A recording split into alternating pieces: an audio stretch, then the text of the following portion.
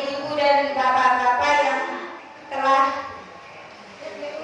menyediakan tempat dan waktu kepada saya sehingga hari ini saya bisa duduk di depan ibu-ibu dan bapak-bapak sekalian untuk, kalau bahasa Kanada, sharing session ya, bukan mengajarkan ilmu tapi berbagi ilmu dan pengalaman. Karena saya duduk di sini bukan berposisi sebagai guru, bukan. Karena saya yakin ibu-ibu sekalian dan bapak-bapak sekalian jauh lebih tahu tentang ilmu. Bahkan pengalamannya mungkin jauh lebih banyak daripada saya. Oleh karena itu, saya tekankan sekali lagi, saya di sini berposisi sebagai seorang anak bagi ibu-ibu yang merasa lebih tua dari saya, berposisi sebagai seorang teman bagi ibu-ibu yang merasa seumuran dengan saya. Begitu saja, biar enak. Oke, baik. Mohon maaf sebelumnya, saya tidak terbiasa bahasa Jawa yang halus. Tapi insya Allah dengan bahasa Indonesia yang nanti saya sampaikan secara baik, ibu-ibu paham dan mengerti apa yang nanti saya sampaikan. Jujur dari kecil nggak biasa nggih-nggih kata ibu. Kalau ada orang ngomong nggih-nggih saya langsung bingung, langsung ngeblank. Jawabnya apa ya? Mau cari kamus di HP kadang-kadang kuotanya nggak ada, jadi bingung. Alhamdulillahirabbil alamin.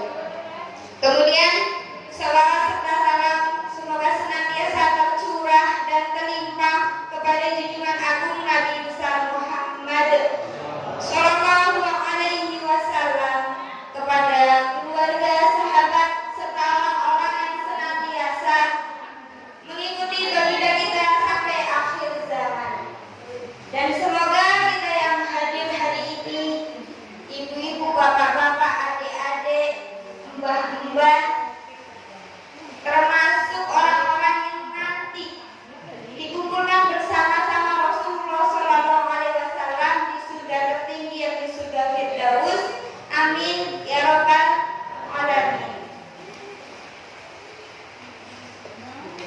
Ibu-ibu dan bapak-bapak sekalian yang dirahmati Allah Subhanahu wa taala, di kesempatan yang sangat berbahagia ini kita sama-sama tahu bahwa kita telah memasuki bulan Rajab.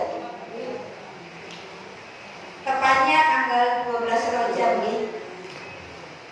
Alhamdulillah kita juga sama-sama tahu di bulan Rajab ini ada sebuah peristiwa yang sangat istimewa.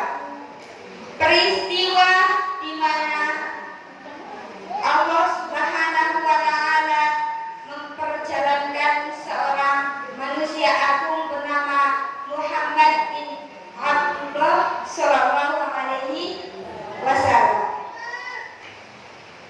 Tentu ibu-ibu dan bapak-bapak di sini semua sudah tahu kisah tentang perjalanan Rasulullah Sallallahu Alaihi Wasallam. Oleh karena itu, saya dulu di sini akan menjelaskan atau berbagi bagaimana esensi Rajab itu sendiri. Apakah Rajab demi Rajab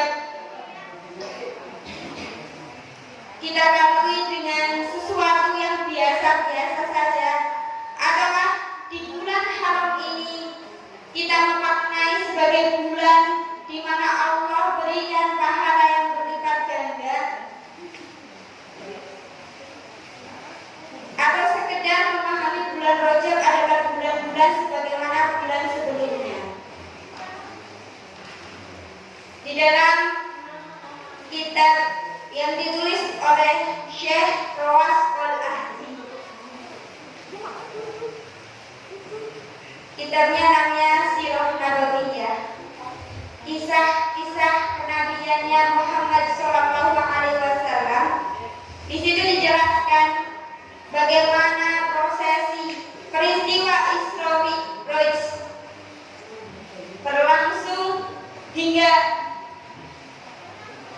tergambar dengan jelas ada pesan-pesan mulia yang perlu dipahami oleh seluruh kaum muslimin yang meyakini Allah dan meyakini Rasulnya Muhammad Sallallahu Alaihi Wasallam. Ibu-ibu dan bapak-bapak sekalian yang dirahmati Allah Subhanahu wa Ta'ala. Seperti tadi yang saya katakan bahwa di bulan Rajab ini ada sebuah peristiwa namanya Isra dan Mi'raj. Isra dan Mi'raj ini adalah sebuah mukjizat. Selain Quranul Karim yang diberikan oleh Allah kepada Nabi Muhammad Sallallahu Alaihi Wasallam. Dan ibu-ibu dan bapak-bapak juga harus tahu bahwa di bulan Rajab ini Rasulullah Sallallahu Alaihi Wasallam dalam sirah Nabawiyah dijelaskan adalah bulan Amul Husni, bulan kedukaannya Rasulullah Sallallahu Alaihi Wasallam. Kemudian di penghujung Rajab barulah Allah memberikan kebahagiaan kepada Rasulullah Sallallahu Alaihi Wasallam. Maka kita sebagai seorang Muslim wajib tahu bagaimana peta perjalanan kehidupan Rasul menyebarkan Islam hingga hari ini kita berstatus sebagai seorang Muslim. Jangan sampai dari kecil sampai besar, dari remaja sampai tua, kita tidak pernah memahami bagaimana gambaran dakwahnya Rasulullah Sallallahu Alaihi Wasallam, sehingga kita itu Islam hanya sekedar Islam. Islamnya mungkin hanya sekedar warisan. Islamnya hanya sekedar turunan. Ya, pokoknya Islam mamaku be Islam, betul nggak? Kan seperti itu, nggih. Biasanya ketika kita bertanya kepada anak-anak Muslim tentang mengapa kamu beragama Islam, jawabannya itu simple. Jawabannya adalah ya karena mbahku Islam, betul? Niniku Islam, buyutku Islam, kakiku Islam, mamaku Islam. Kan seperti itu, nggih? Oleh karena itu jangan sampai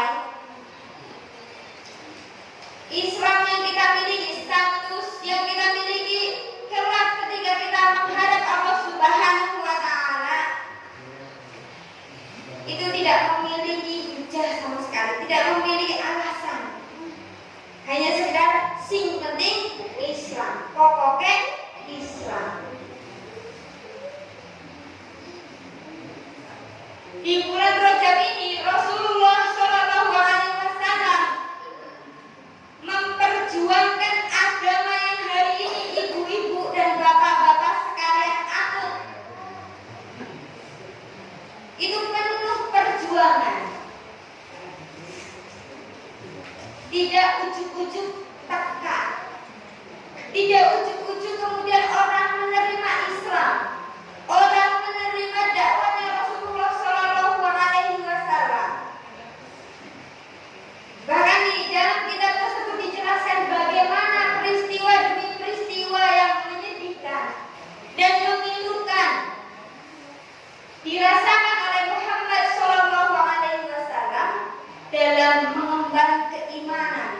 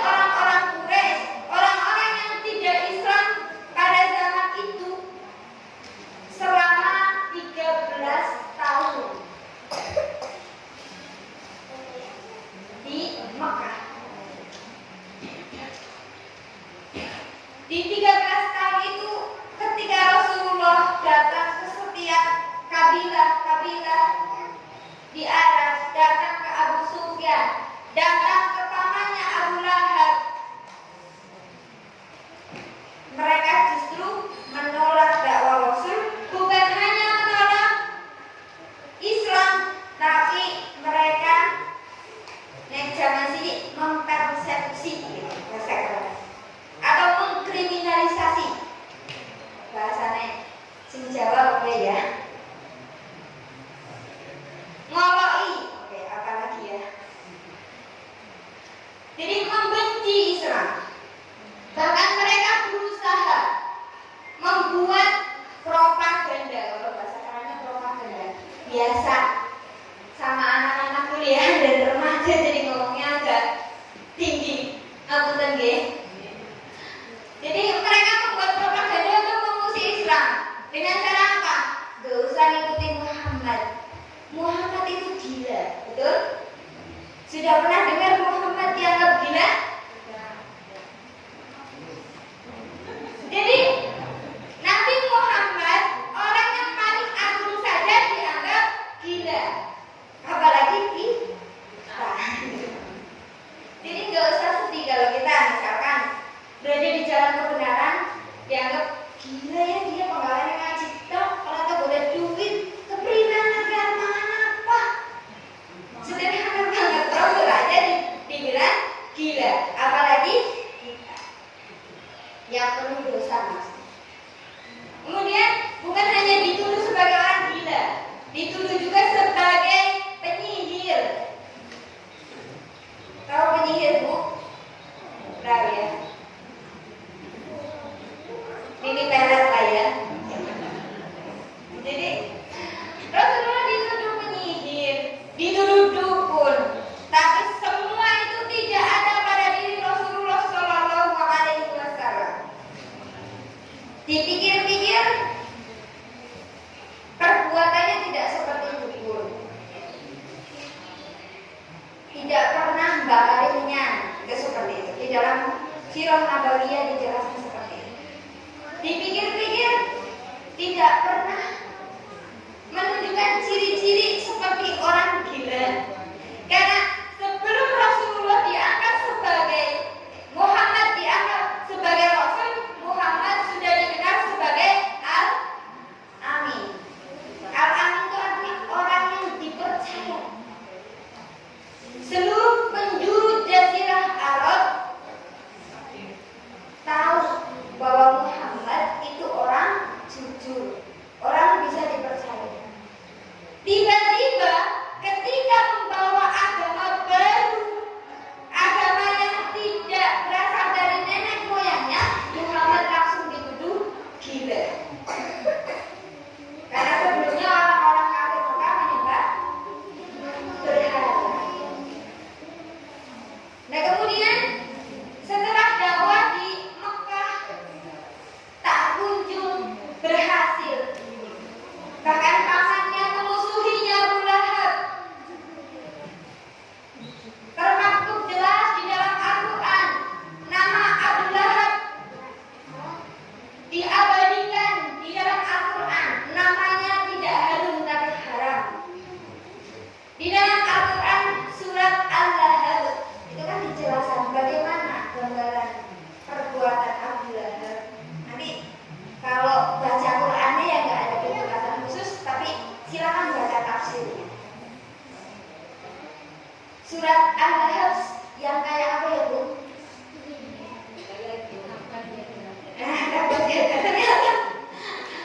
Banyak sekali kaum muslimin ketika ditanya nama surat itu langsung bingung. Taunya Tabat, ya dah, betul? Kalau kita bertanya tentang surat Al-Fil bunyinya gimana? Bingung. Tapi taunya alam tahu, betul nggak? Nggak apa-apa sih, yang penting tahu.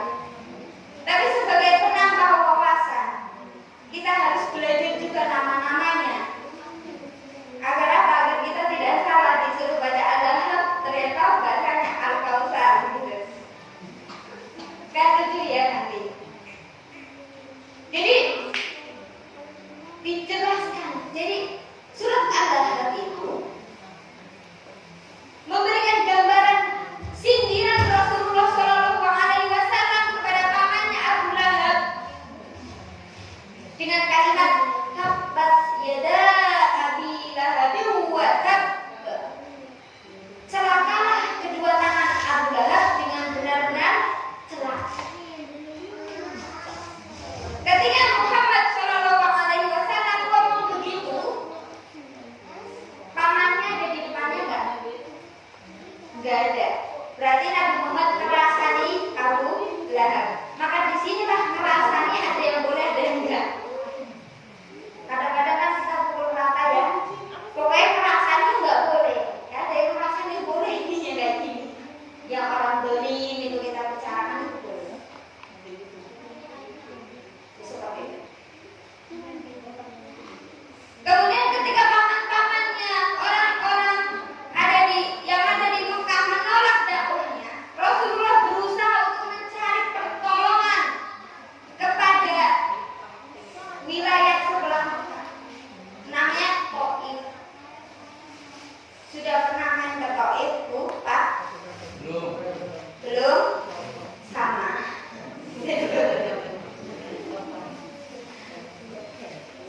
Enggak ngantuk kan ya, Pak, Bu?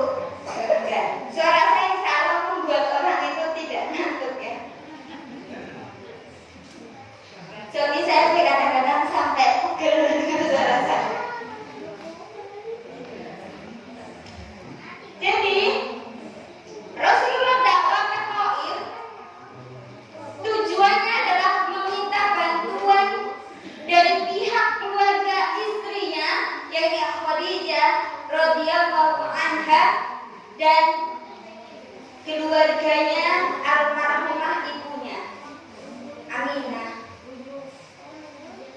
Tapi ternyata apa yang terjadi ketika Rasulullah datang ke Taif? Bu, datang ke mana, Bu? Ke Taif. Ke Taif. Kemudian dengan harapan, karena Taif itu banyak keluarga dari pihak istri dan ibunya,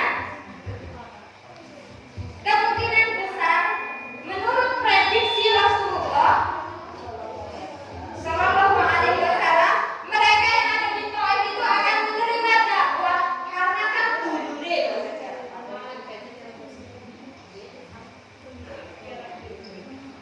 tapi ternyata tidak seperti prediksi Rasulullah Sallallahu Alaihi Wasallam. Justru orang-orang Taif melempari Nabi besar Muhammad Sallallahu Alaihi Wasallam sampai kakinya berdarah. Apakah di sini ada yang sudah menyebarkan Islam, ngomongin tangganya pernah di barang waktu sikile metu ketiye? Ternyata satu-satunya kalah dengan saya. Pernah belum, Bu? Pernah belum, Pak? Belum kan ya?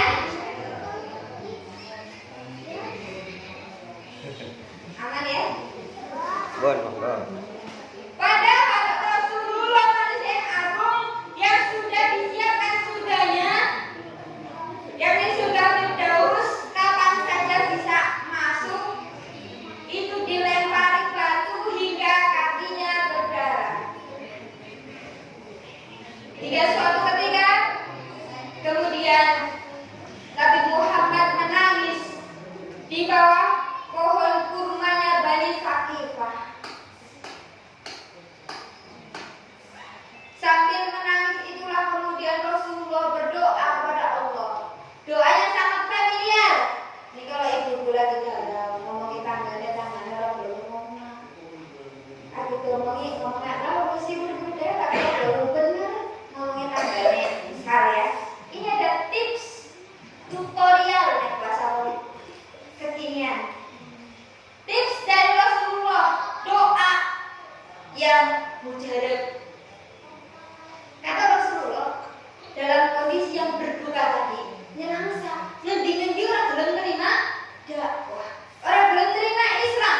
Maka Rasulullah berdoa sambil menangis, Allahumma ini ashku dha'fa quwwati wa qillata hilati. Rasul orang paling agung, ketika dakwahnya ditolak, dia tidak nyalahin orang yang nolak dakwahnya, malah ngomong gini, ya Allah ngapurane ya, mungkin yang boleh ngomong orang pinter. Coba bayangin,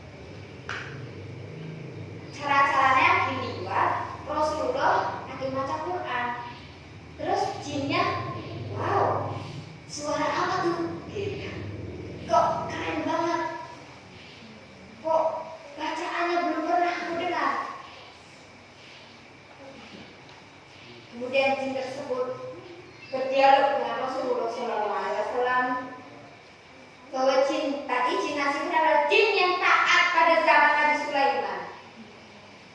Dan Rasul mengatakan, ya nek iman pada Nabi Sulaiman, kau juga iman sama aku. Keluar saya jambinya. Jadi seperti itu ya. Jadi kemudian jin Nasidin inilah yang mendakwahi kalangan jin pertama kali untuk memeluk Islam. Akhirnya Rasulullah agak sedikit bombong. Oh ya Allah, ternyata setelah manusia menolak dakwahku, masih ada makhlukmu yang mau menerima dakwahku, yakni bangsa jin. Mandan, adem. Kemudian setelah kembali dari Taif,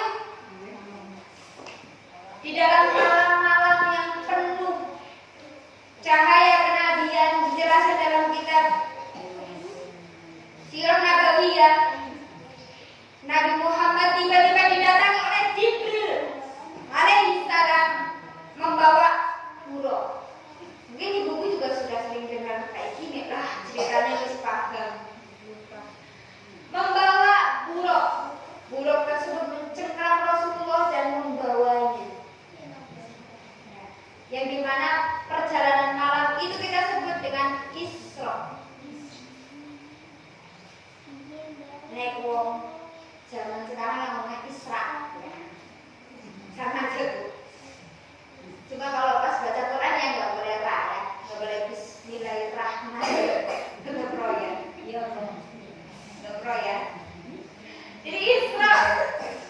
Kemudian di Isra tersebut barulah ada peristiwa Mi'raj. Mi'raj itu artinya naik ke langit. Gambarnya seperti apa? Seharusnya sebagai seorang mukmin yang muslim, kita menggunakan akal kita bagaimana gambaran perjalanan Rasulullah SAW naik ke langit. Coba bayangin Bu, pernah naik pesawat nggak? Pernah naik pesawat nggak Pak? Pernah ya? Kira-kira angin di atas sana kencang apa enggak? Kencang. Dan Rasulullah itu kemudian dibawa ke langit. Di langit pertama kemudian dijelaskan ketemu Nabi Adam. Di langit kedua ketemu Nabi Isa alaihissalam. Sampai akhirnya ketemu Nabi Ibrahim alaihissalam di langit ketujuh. Kemudian barulah naik ke Sidratul Muntaha. Di situ seharusnya kita berpikir, iya ya. Kan kalau kita naik ke gunung, oksigennya berkurang. Jadi kalau kita di dunia di bawah atmosfer ini Bu, kita masih bisa bernapas lega. Tapi kalau kita naik ke gunung sedikit, itu oksigen berkurang. Naik lagi, berkurang lagi. Kalau kita udah naik dan naik terus itu semakin berkurang dan semakin berkurang. Makanya nggak ada gravitasi bumi di atas. Rasulullah baik-baik saja di perjalanan itu. Berarti hal ini merupakan mukjizat karena di luar logikanya manusia. Gak bisa dibantah manusia. Dan mungkin ibu-ibu sudah sering mendengar ceramah berbagai ustadz dan ustadzah. Bagaimana Rasulullah ketika menghadap Allah Subhanahu wa Ta'ala, kemudian Rasul diberi sebuah amanah besar yang harus disampaikan kepada kaum muslimin. Pada saat itu jumlah kaum muslimin sangat sedikit Bu. Kalau dijelaskan dalam Sirah Nabawiyah paling berempat puluhan. Banyak apa sedikit Bu? Minoritas kalau zaman sekarang.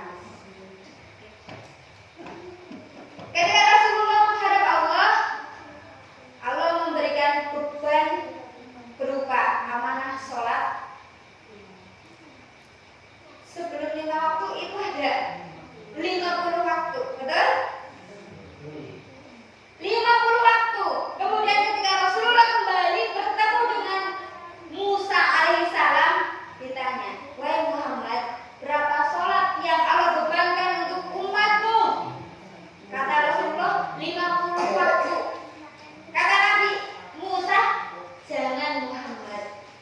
negosiasi lagi ke Allah. Umatku itu lemah.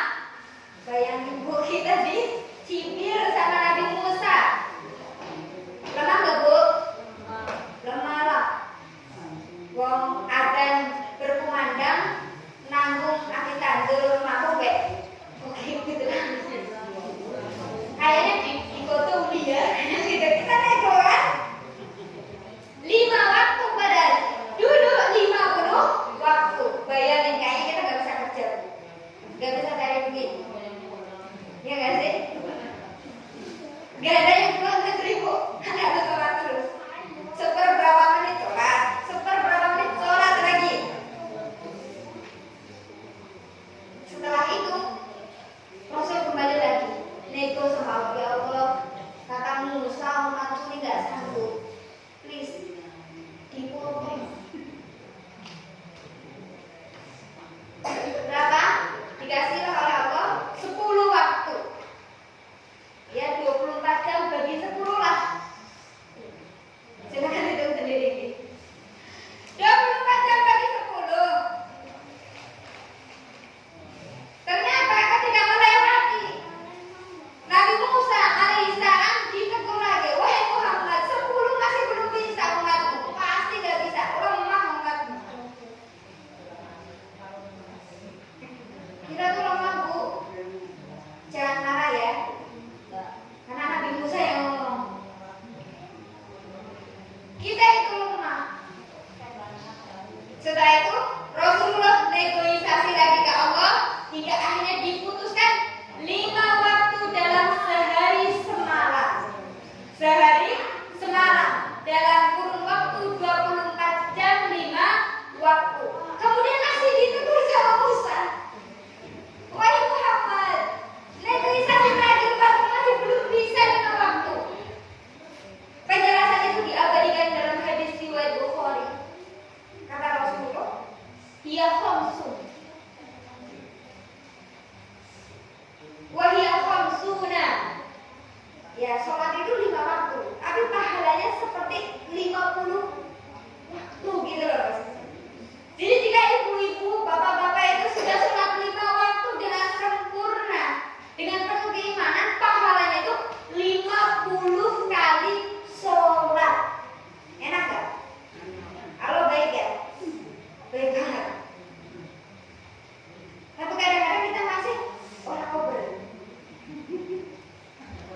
Orang kober. Saking orang kober, saya ada anak ngaji tapi posisinya sekarang di Jepang. Tapi online ngajinya dengan saya. Teman-teman TKW Jepang itu ngaji setiap Ahad dengan saya.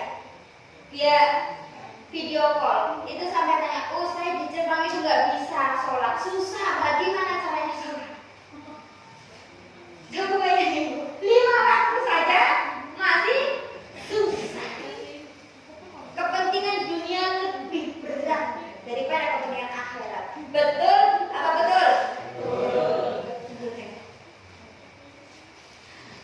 Bahkan Rasulullah mengatakan, lalu bertiru, tidak akan lagi negosiasi 5 waktu saja. Karena kata Rasul, astagfirullah, saya sudah malu. Ila Rob, kepada Tuhan, aku malu negosiasi terus. Kalau Muhammad saja malu kepada Allah negosiasi soal 5 waktu, tapi kenapa kita tidak malu? Betul?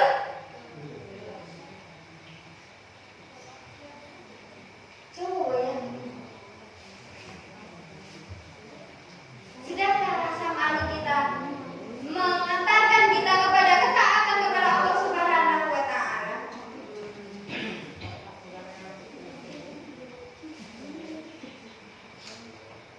Dan dalam peristiwa Isra dan Mi'raj, ketika Rasulullah telah kembali ke Baitul Maqdis, kemudian sholat, mengimami para nabi, ada Nabi Isa dan beberapa nabi, kemudian kembali irji ke Mekah, kembali ke Mekah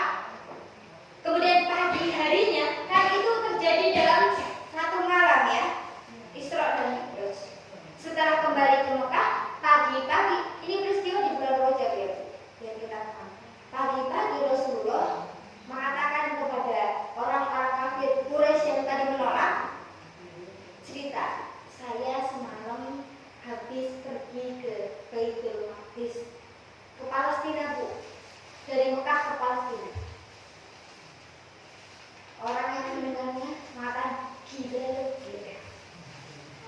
Masa? Bisa-bisanya semalam itu pergi ke Baitul Maqdis, sekarang kamu di sini lagi? Padahal perjalanan ke Baitul Maqdis dari Mekah ke Palestina itu membutuhkan waktu 1 bulan dengan perjalanan menggunakan kuda. Sebulan. Kan nggak logis, nggak masuk akal maksudnya. Setelah itu, kemudian satu persatu, bahkan dijelaskan saya Isra, sudah Isra saya Mi'raj, saya naik ke langit, mengatakan begini begitu, tambah lagi nggak pada percaya. Setelah tidak percaya, banyak di antara kaum muslim yang tadi jumlahnya nggak banyak, ya sekitar 40-an, itu langsung pada murtad.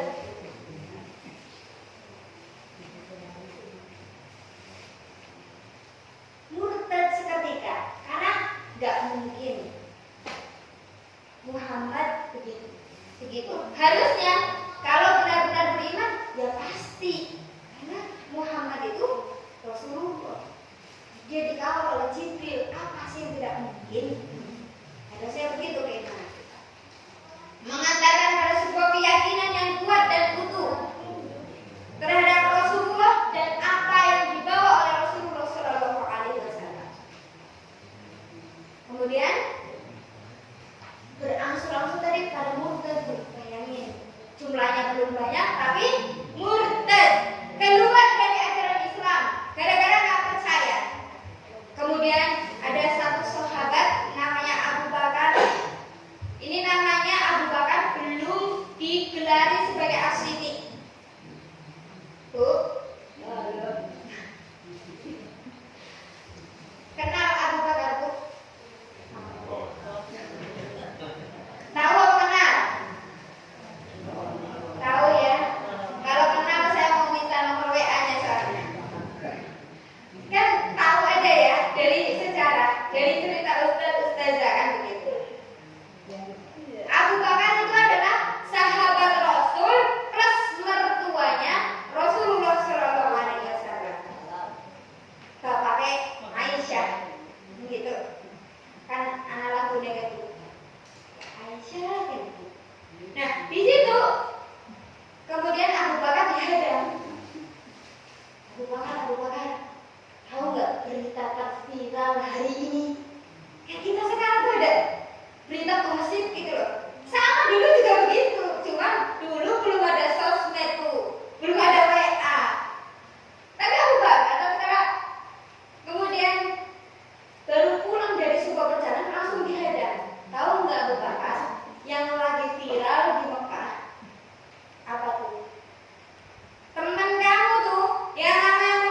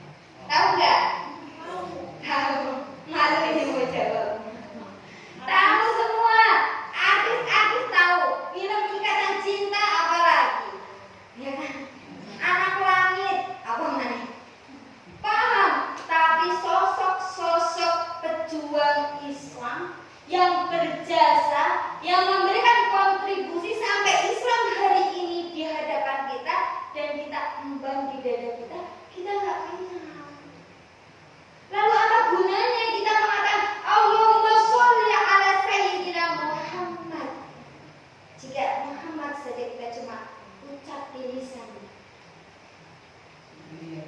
Bukankah iman itu tasdikul jazm? Ya kan, membenarkan dengan pasti, lisan, perbuatan, hati sudah pasti. Betul?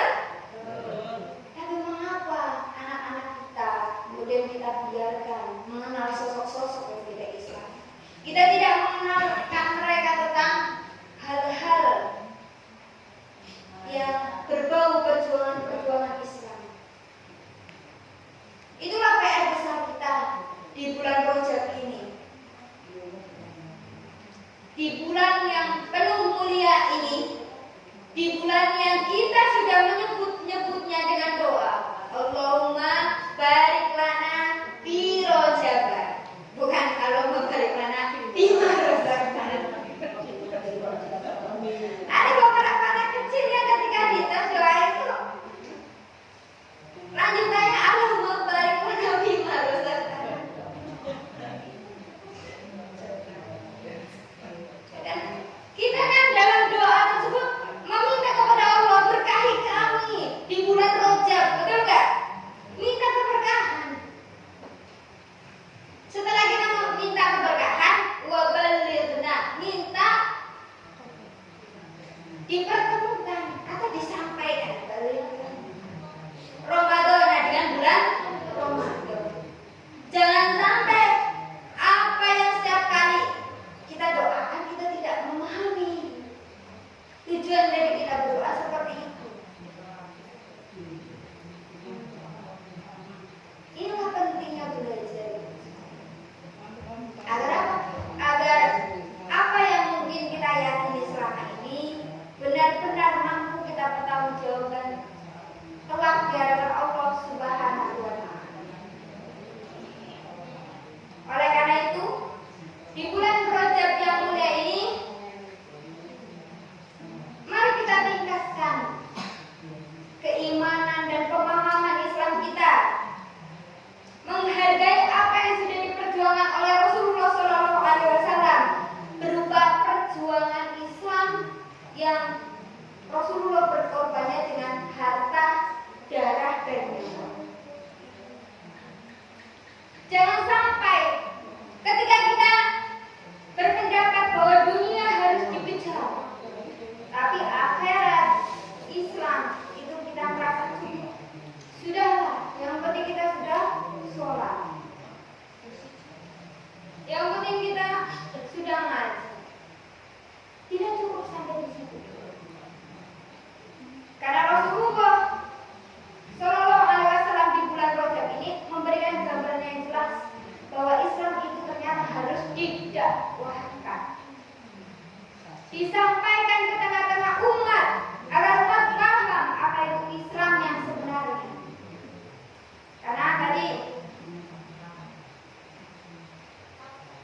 suka tidak suka, mau tidak mau, memang kenyataannya banyak di antara kaum muslimin akhir zaman ini yang Islamnya cuma keturunan, betul?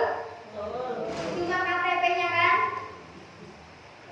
Begitu. Makanya karena itu fenomena akhir zaman. Kita harus benar-benar memastikan diri kita agar kita bukan termasuk bagian dari orang-orang yang seperti itu. Sebagaimana Rasulullah berpesan kepada kaum muslimin secara keseluruhan bahwa fitnah akhir zaman itu sebagaimana potongan malam-malam yang gelap. Maka kita akan menyaksikan orang-orang yang pagi harinya beriman kemudian sorenya kembali kafir. Mungkin ketika musola itu menutup aurat, keluar musola buka gitu, ternyata itu sudah digambarkan oleh Rasulullah SAW. Oleh karena itu, untuk menjaga keimanan kita agar tetap murni di hadapan Allah Subhanahu wa Ta'ala,